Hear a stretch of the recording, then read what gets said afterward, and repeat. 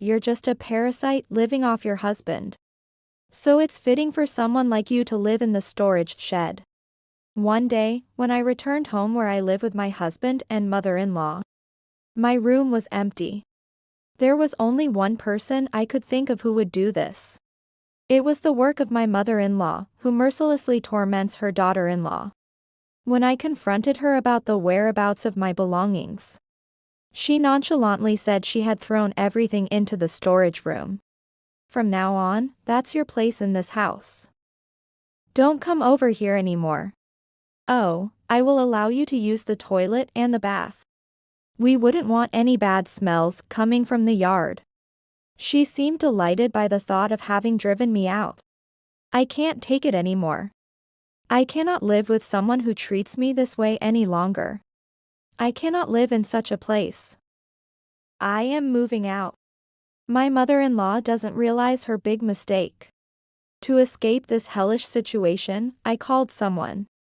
I wonder how long she can keep that smug, grinning face. I'm looking forward to seeing her expression when she finds out who I really am.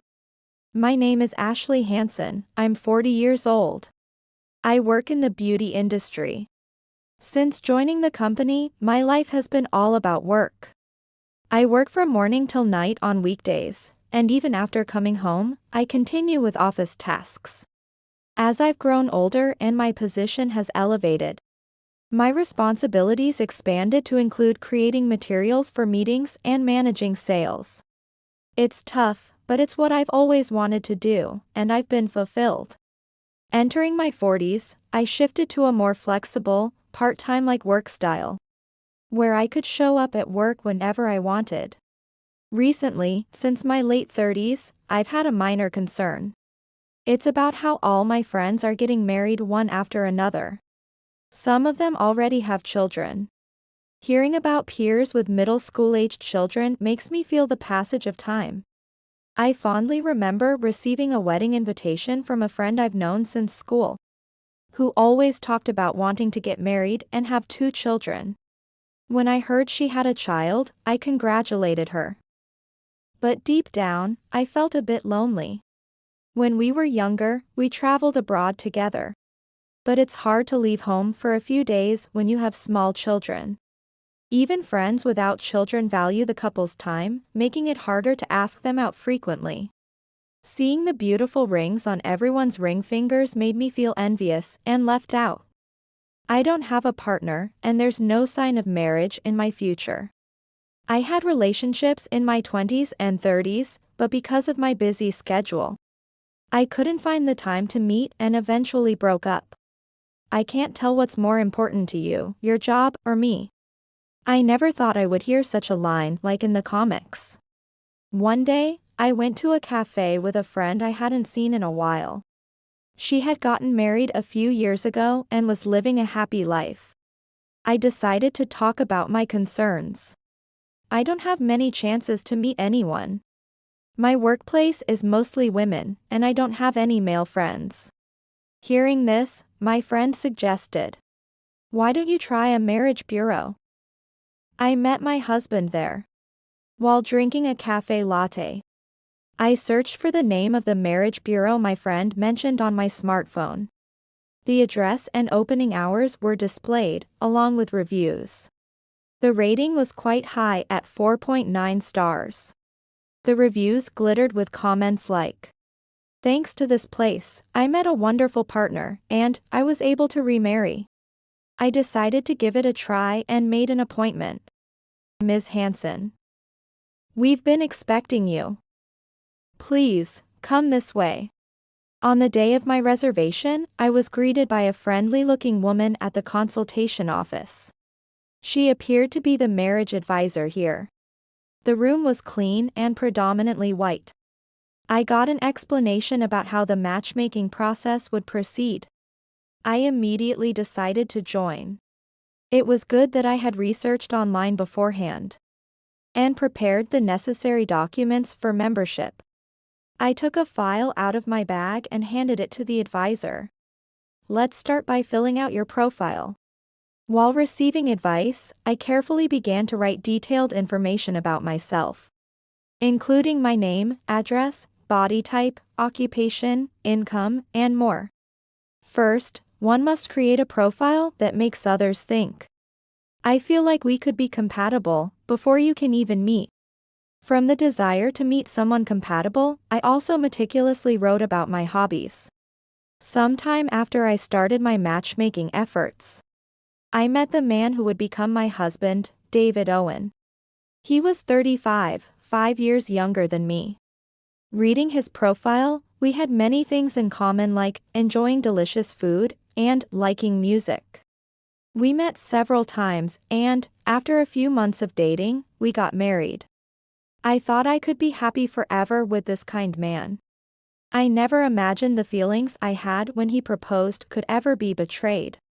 From the moment we went to his family's home for the marriage introductions, I felt a slight discomfort. The distance between my husband and his mother, Helen, seemed closer than what's typical for families. When we were seated in the living room, my husband sat not next to me but across from me, next to his mother. Shouldn't he be sitting next to me normally? I'm the one he's marrying, yet I'm confused about my position here.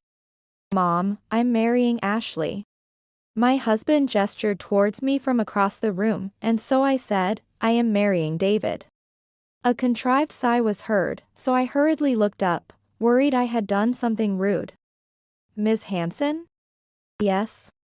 Bracing myself for what she might say with that cold voice. You're 40, right? Older than Davy. Are you sure it's okay? Can you really make it as a wife? Davy.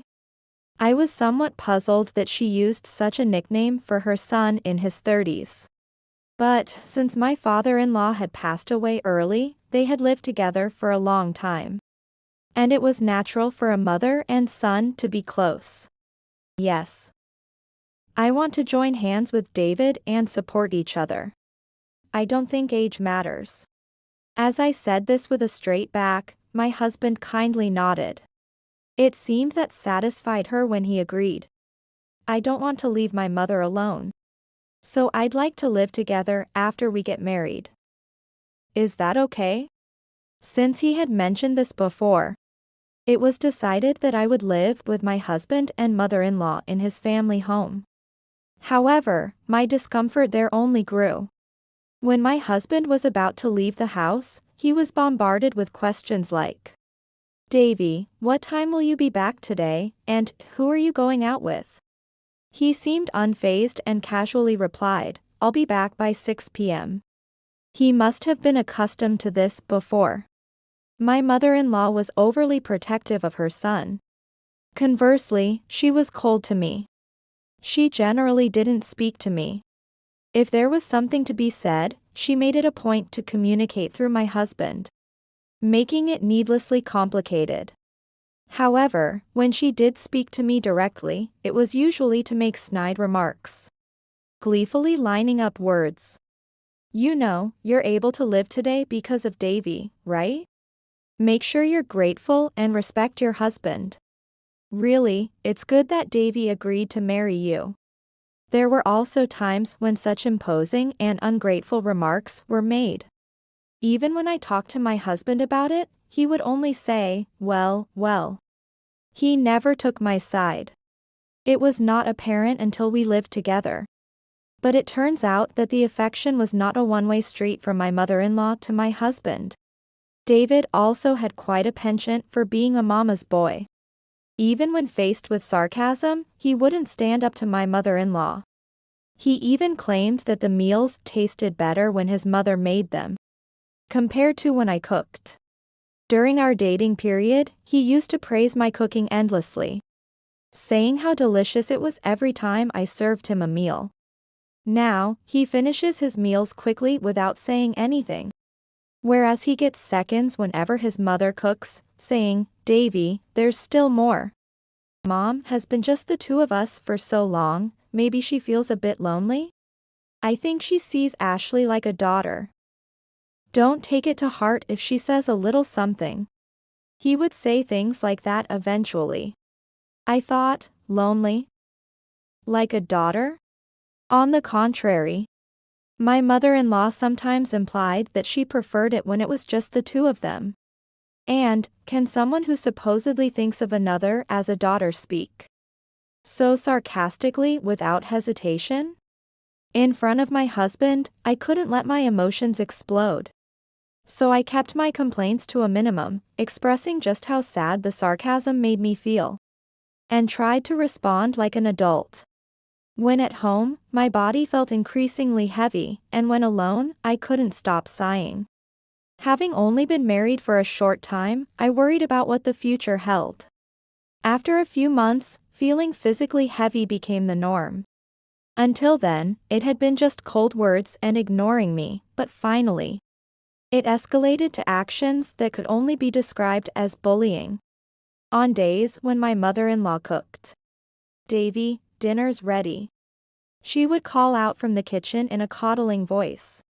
It was common for her not to call me, but now it seemed she had completely erased my existence. Mother, there's no food for me. Only my husband and mother-in-law had food set out at the dining table. Despite my calling out, they started eating quietly together, thinking that there must still be food left in the pots because my husband always had seconds. I peeked and, as expected, found some soup and a streak left. There were still vegetables in the pot, so I decided to serve myself and eat standing in the kitchen. The seat I usually sat at was cluttered with loads of stuff, and it seemed too much of a hassle to clear it. It must have been my mother-in-law who placed it there. Oh, that's not very polite, is it? After finishing her meal, my mother-in-law came back to the kitchen to put away the dishes. She looked at me with utter disdain and spat those words out. Then my husband followed her, but all he said was, "Wouldn't it be better to sit down to eat?" Other incidents included times when I planned to take the last bath on a cold day, only to find the water heater had been turned off, or finding my laundry, which I had washed and put in the dryer, inexplicably dropped on the ground, forcing me to wash it again. Now, the bullying had become blatant, and my husband did nothing about it. Why wouldn't he say anything when his wife was being treated like this right in front of him? Is this really how you treat someone you think of as a daughter? Remembering what my husband had previously said, I questioned this in my mind while glaring at his back. Then, one day, while I was working at home, my rarely calling mother-in-law phoned from outside. Since she rarely calls, her contact was buried far down in the call history, giving me a bad feeling about this unexpected call. "Hello? Helen, what's the matter?" "Hello, Ashley." It had been ages since she called me by name. I wondered if the last time was on the day we introduced ourselves for marriage. Then, in a rushed voice, she blurted out, "Davy has been taken to the hospital." I could tell from the phone call that she was panicking. "What?" "The hospital." "Yes, it seems like acute cholangitis. Please come to the hospital quickly." I hurried to the hospital she mentioned. As I told the receptionist my husband's name, they let me through immediately. "Are you his wife?" I entered through the door to find the doctor and my mother-in-law already there, seated on a stool, her hands clasped together as if praying for her son's safety. "You may have already heard from your mother-in-law, but your husband has acute cholangitis. He will need surgery and hospitalization. Please save Davy." My mother-in-law reacted quicker than I could to the doctor's words. "Immediate treatment is necessary, so may we proceed with the surgery?" "Yes." "Please take care of him." "Understood." Again, it was my mother-in-law who responded. All I could do was mutter meaningless words like, and, So, "Ashley, please take care." I thought she would wait in the hallway until the surgery was over. But surprisingly, she said she would go home first. "What about you?" "I have other things to take care of after this." "I'm counting on you." I wondered what could be more important to her than her beloved son. Despite my confusion, I decided to wait in the waiting room. At that moment, my mother-in-law's expression seemed worried yet faintly pleased. As if she couldn't contain a slight smile. I had no idea of her dreadful scheme at that time. About 2 hours later, the surgery was successfully completed. However, a 2-week hospital stay was necessary, so I decided to return home alone.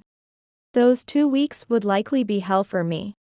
Given her past behavior, my mother-in-law would probably take full advantage of being able to bully me without restraint. Although things had been bad before, the presence of my husband might have somewhat limited her actions. What would happen now that he wasn't there? The thought terrified me. As I headed home with these fears, my steps grew heavier. "Hello," I called out as I opened the front door, but there was no response. This was usual, but the house was silent, no TV sound. Nothing, though her bag was there, indicating she was home. I peeked into my mother-in-law's room, but no one was there. Wondering what was going on, I went to my room to drop off my things. What? My bag dropped with a thud. My room had completely changed from how it was before I left for the hospital. Why? There's nothing here. Yes, my room was completely empty. The clothes rack, the desk and chair I used for work, and the small shelf where I kept documents and books were all gone. Even the closet was empty, the bedding I usually stored there wasn't inside. Why? I was so shocked that I knelt on the floor. Who would do such a thing? There was only one person I could think of. Oh? What are you doing here? Just as I thought of her, the person in question appeared behind me. Snickering and holding a pair of removed gloves, clearly having been busy with some task. This was your doing, wasn't it, Helen? Don't say it like that. I just cleaned up the belongings of someone who was squatting in this house. Where did you put them? Without any sign of remorse, my mother-in-law casually said, in the storage shed. Why? I told you, you were just squatting here. You're just a parasite living off Davy, so it's fitting for someone like you to live in the storage shed.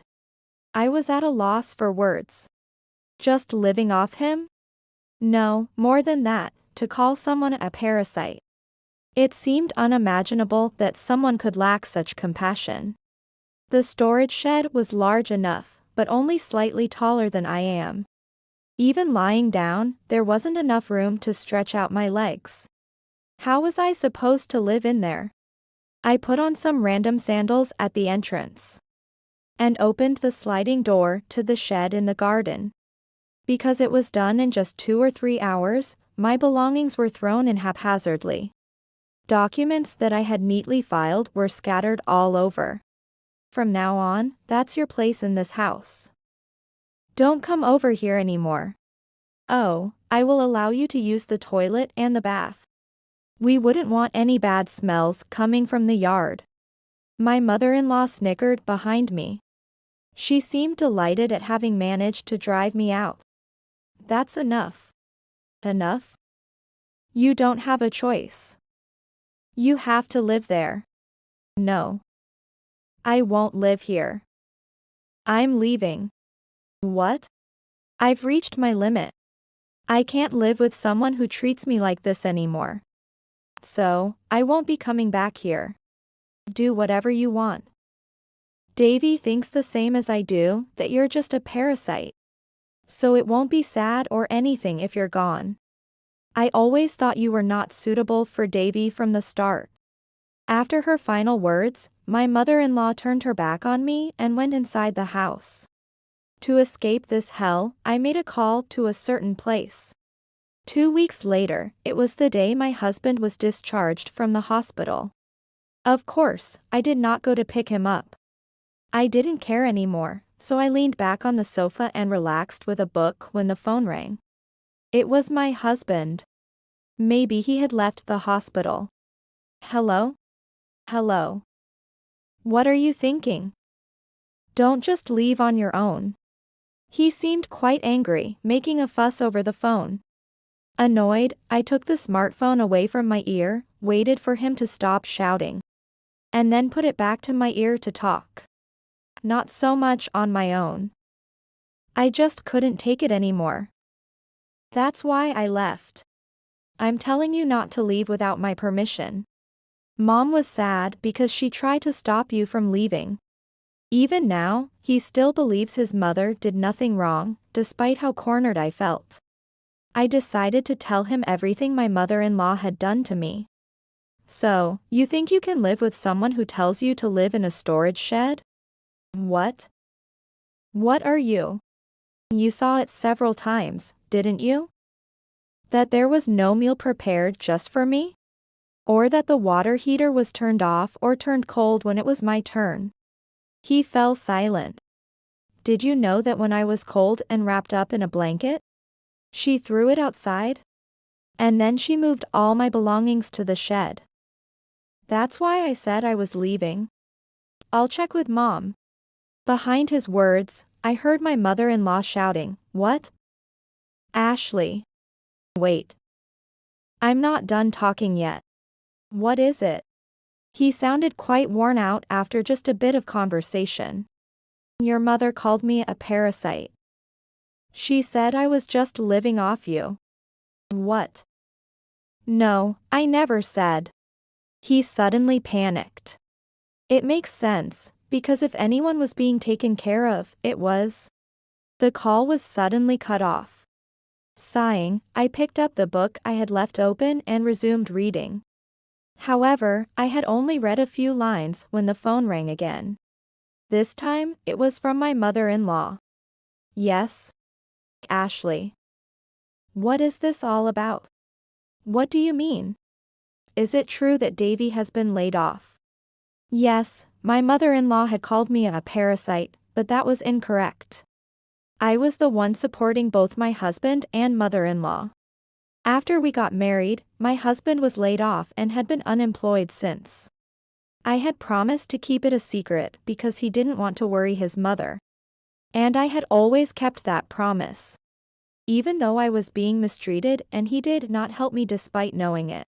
Every morning, to keep his unemployment a secret, my husband would leave the house at the same time and return at the same time. I believed that he was going out to look for jobs, maybe at the employment office. But then one day, I overheard him on the phone in our room. Oh, work? Well, my wife is earning enough for us, so it's okay. I just chose a woman with money because I wanted to make life easy for my mom. As he spoke those words, I felt a chill spread through my limbs. At the same time, my feelings for him cooled, and I no longer saw any reason to stay with him. At that moment, any love I had probably disappeared. Hey, what about this? You were the one bringing money into the house? Yes, that's true. As I recalled my husband's words and zoned out, my mother-in-law pressed me for answers. How? Where do you get that kind of money? I didn't want any more to do with them. Thinking it was the last time, I decided to reveal the truth about myself. You were never interested in what I do. But I started a beauty-related company and own a chain of stores. We have 23 stores now. What? You mean you're the boss? Not anymore. I just come in when I like and give some advice. Well, I do check some documents occasionally. But it might have seemed like I was doing nothing, right? Even now, I have a significant income and assets. That's why leaving the in-laws' house didn't put me in any difficulty. I contacted my parents, stayed with them for a few days, and then moved into an apartment worth $3 million. Ashley. I won't be coming back there. I quickly cut off her cajoling tone, sensing what she was about to say. That. Please, I'm sorry. Are you really going to abandon us? We're family, aren't we? What is she saying? Her attitude as if the things she had done to me didn't matter filled me with anger. You were the ones who said I was just squatting. You didn't think of me as family, did you? I'll apologize for that. Even if you apologize, I will never come back. I raised my voice, and my mother-in-law, startled, fell silent. I will divorce David. This ends any connection I have with you. Please don't contact me again. I will send the divorce papers by mail. Please have David sign them and submit them. If you don't, I will take necessary actions. After saying this, I hung up and immediately blocked my mother-in-law's number. I decided to keep David's number a bit longer in case I needed to contact him regarding the divorce. A few days later, I received a message from him saying, "I have filed for divorce." That went smoother than expected. Now, I have no ties with that house. Mom and I are earning day-to-day by doing part-time jobs. I occasionally receive such messages. Since I no longer need to use it, I plan to block his number soon. I've started going into the office more frequently. I've also started actively participating in meetings I had not been attending much lately. It seems I really do enjoy working, and being a bit busy suits me well. For now, I think I'm good without love and with my ringless hand. I carry my bag and head to work again today.